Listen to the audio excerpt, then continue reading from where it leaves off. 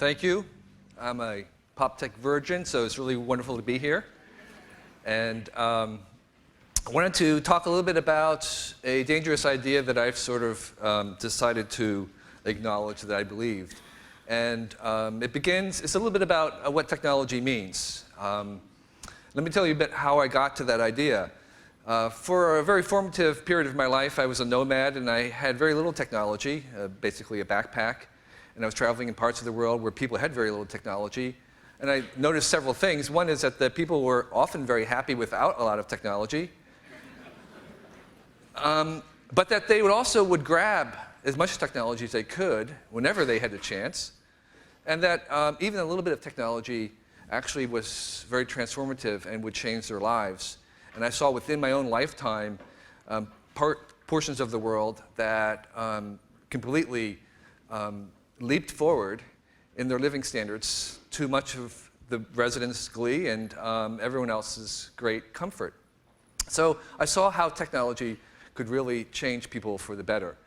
And at the same time, I maintained that kind of arm's length with technology. I arrived in California when I was almost 35, owning only a backpack and a bicycle. And I still have parts of my life where I don't embrace all the technology. And I'm trying to resolve in my own mind how I feel about technology. And after kind of looking at how technology works and studying technological systems, I found that I came to believe that actually technology is determining our culture. Some people call that technological determinism. It's a sort of a dangerous idea. But I wanted to kind of point out and maybe paint in an impressionistic way maybe how this is working. And it's a little bit like Richard Dawkins' trick of looking at looking at the world through the gene's point of view. Well, I've decided to look at technology, or excuse me, look at the world through technology's point of view. How would technology look at the world? So I wanted to begin with an observation that I made recently, that if we look at all the stuff that we have, all these little devices, if we look at computers and all these screens that we have, we're actually looking at one machine. All these windows go into the same machine. So it's actually one machine. And I began to do a calculation of what that would be. And I made a calculation that trying to count up the, actually, I like to just lean over here for a second. I found out that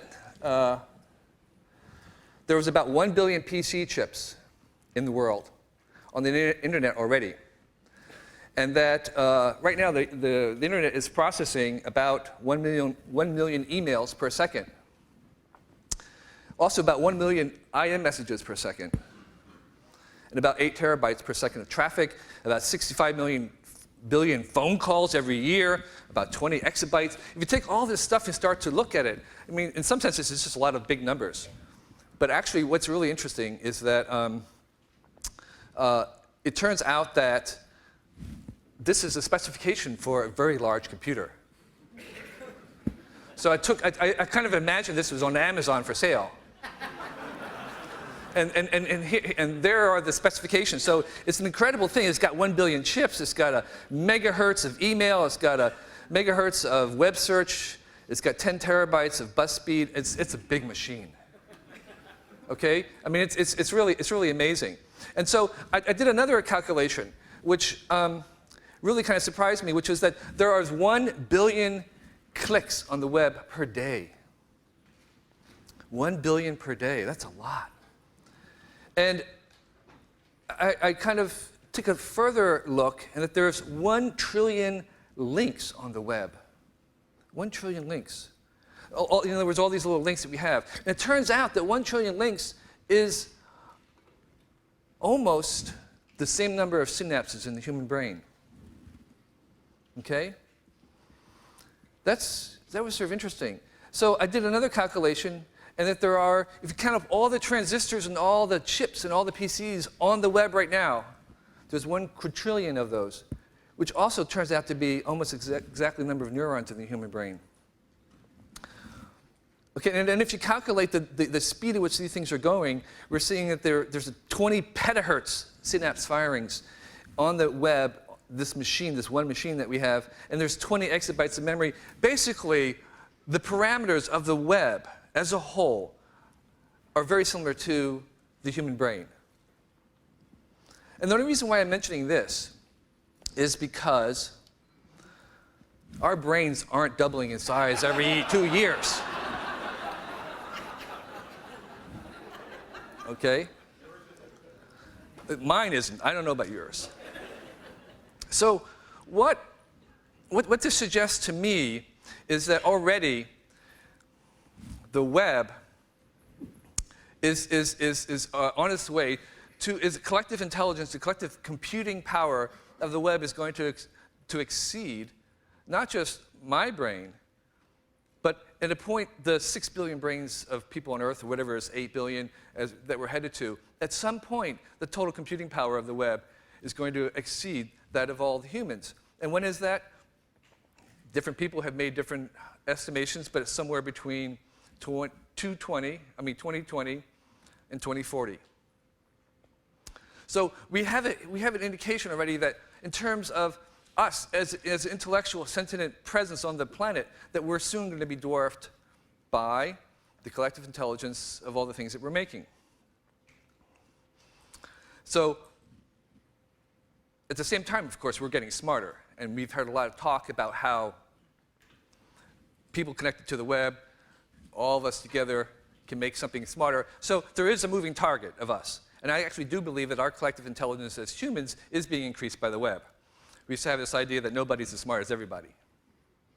Okay, so Wikipedia, Flickr, all these things can show examples of how we are actually increasing our collective human intelligence. But still, nonetheless, then between 2020 and 2040, we're going to, the technology, the technium, will overwhelm us. And when 6 billion humans are Googling, who searches whom? Is Google searching us? It knows all that we're doing. It has complete track, monitoring, record, archive of our activities, and so it's a two-way thing. So in this kind of convergence between us and technology, it's really hard to unravel where technology ends and culture begins. And I actually have a very expansive definition of technology, probably one of the most expansive around, which is basically anything that we make is technology in its broadest sense. And in fact, I think our humanity is in fact somewhat defined by our technology. If we make a definition of all the things that we think humanity is about, most of those things are actually things that we created in some senses. Our laws, our sense of fairness, our art, all these things are things that have come out of us. And I would say that our humanity is our greatest creation. That it is, in some senses, in its broadest sense, a kind of technology. So I would say that games like Sims and like Second Life are the equal to any of the other creations that we've made in art that we would consider cultural, architectural, paintings, music, that the things that we're creating now with technology, that they're on the same footing. So culture is kind of accumulation of ideas over time. And that, in that sense, that's what technology is. It's ideas made concrete. Actually, I was really curious about how fast technology species are increasing, so I spent one summer with my daughter, and we counted up all the different kinds of things in our household. And we counted 6,000 different species of technology and about 10,000 objects all told. That's a big step for me from having a backpack and a bicycle. But then I went back to the inventory of King Henry VIII, who died around 1587, and they did an inventory of his household, which, by the way, was basically the national treasure of England, because that was it. And there was 18,000 objects in the entire inventory of the wealth of England in his household. And so already every year there's more and more species of objects, more and more things, and there seems to be no end in the number of things that we're making. And actually, a lot of our lives are lived completely surrounded by the things that we've made. And so the technosphere continues to expand. And I did a calculation recently looking at the total power use of the world. And only about a quarter of it is being used for us in terms of our heat, light, and transportation. The rest of the energy of the world is already being used by the technium, servicing all the things that we make. So we see that the technium itself is growing and is completely dwarfing us. And so the question is, well, does technology have its own agenda? And I believe that it does, actually. And I think we have to ask the question of what technology wants. So one of the things that it seems to want can be represented by the general graph of Moore's law, which is really not this, but this is sort of Gray Kurzweil's and Hahn-Moravec's extension of that, which is computing the calculation, the cost of calculation over time for the last 100 years. And you show this remarkable, actually this is kind of a double exponential curve. There's something going on. There's something that's, no matter how hard we try or don't try or whatever we do, there's this constant going along, which I interpret as one evidence, one impression that technology wants certain things, which is that it wants to increase its power density, it wants to increase its efficiency. Another example of what technology wants is this whole issue about copyright and copies. It's very obvious that technology wants to be copied and to replicate easily without restraint. So I have this sort of picture of the superconductivity of copies flowing around. And whatever laws we make or tend to try and use our culture to steer, it doesn't matter because what technology wants is to be copied and to flow in a kind of super distribution. Another thing we find out that technology wants is that it does not want to be prohibitive. That it's actually very hard to stop technology, to turn it off. We have a few examples where technology prohibition was successful for very brief periods. The crossbow in medieval times was absolutely outlawed by the Pope. The gun in Japan, Amish, and the treasure ships of China, which were prohibited at a certain point. These were actually very short-lived and somewhat of exceptions, because I did a chart of all the prohibitions I could find of technology through history. And what we found out is that they're very short-lived. Most of them no more than a generation or two, and then they go away. They're completely subverted. And actually that period, that interval of where they're even sustained is getting shorter over time. So prohibitions don't work either. Technology, once introduced, hardly ever retreats. So there is a sense that technology wins.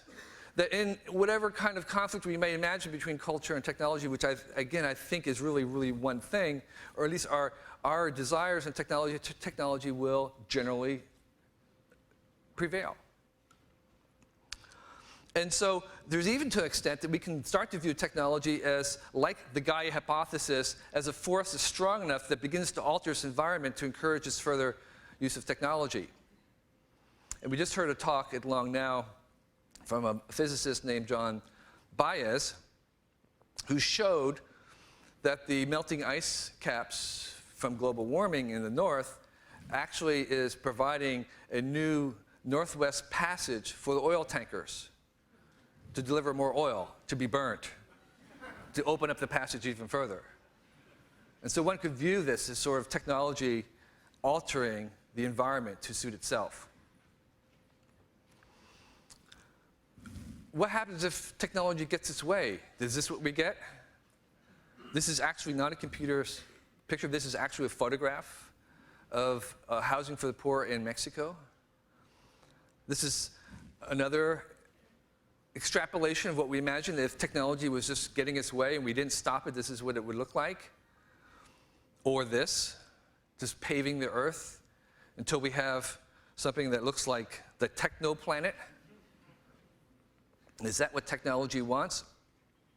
Well, as I think there is a sense in which technology does try to alter the environment to suit its needs, and that's one aspect of it. There's another aspect in which I think actually technology as a system is self-correcting.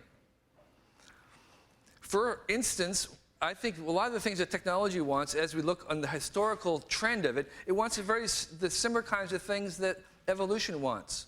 And I say wants in this sense of having a trend, a tendency, a bias, and not something that's like conscious will.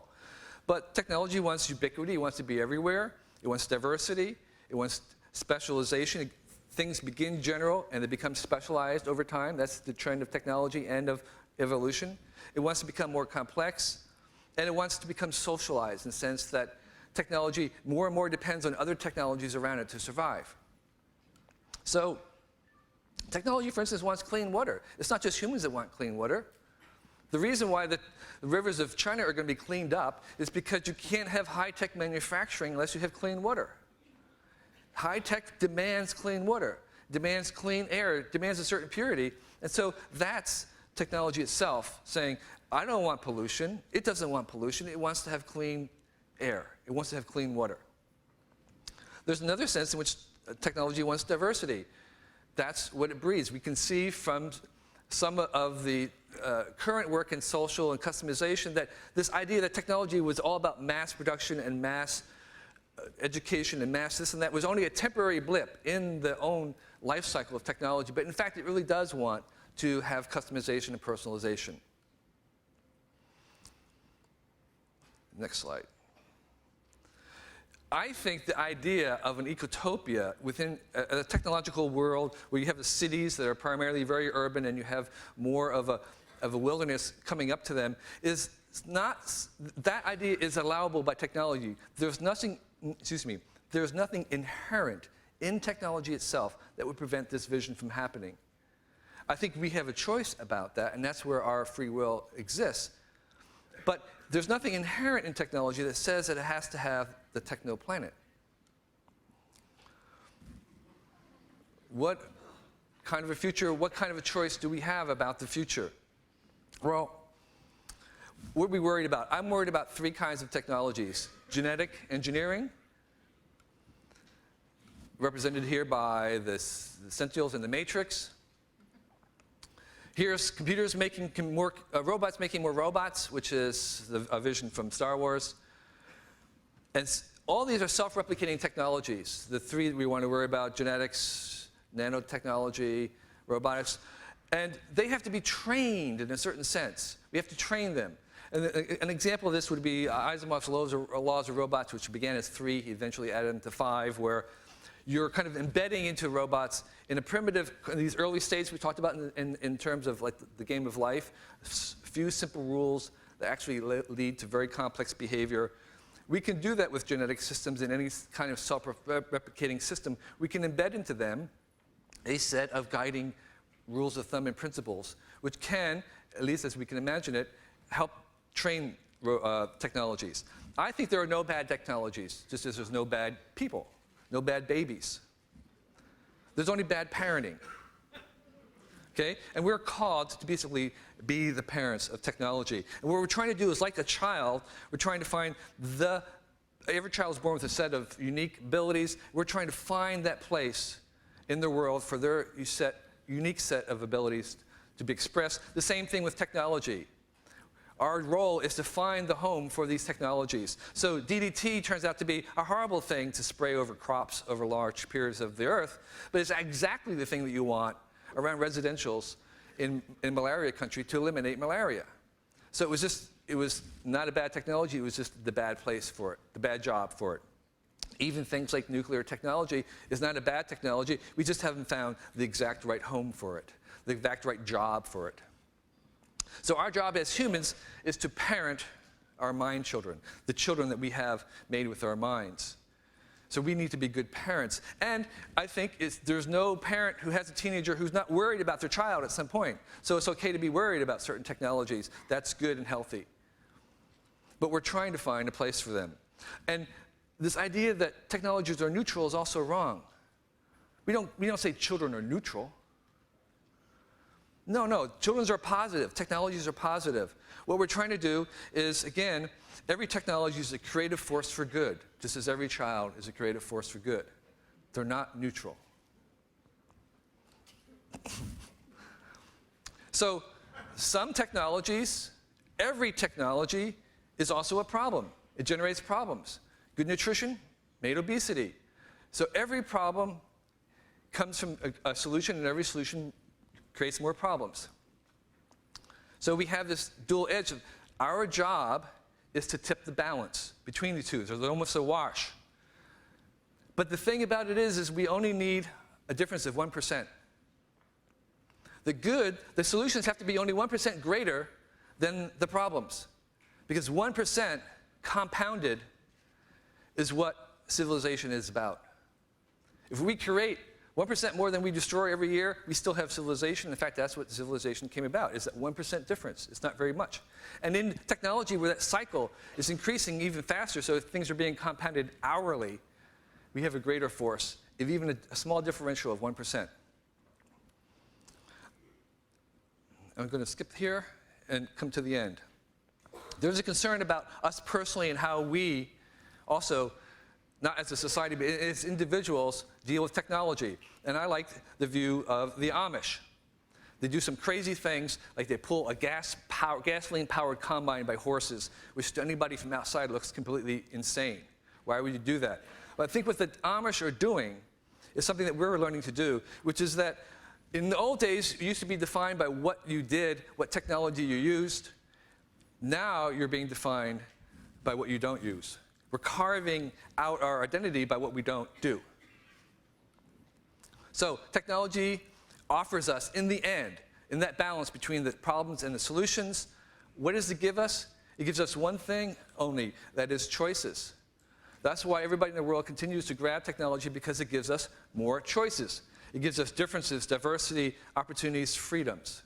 And I think that when we look at this as a whole, imagine a world of no pianos. So Mozart being in a world where there was no pianos. Or imagine a world where Van Gogh was born before there was oil paint technology. Or imagine Hitchcock before film. Well, today, there are being children, kids who are born, whose technology have not been found yet. So I believe that we have a moral obligation to increase technology in the world so that everybody, every child, and every technology can find a home. So, thank you.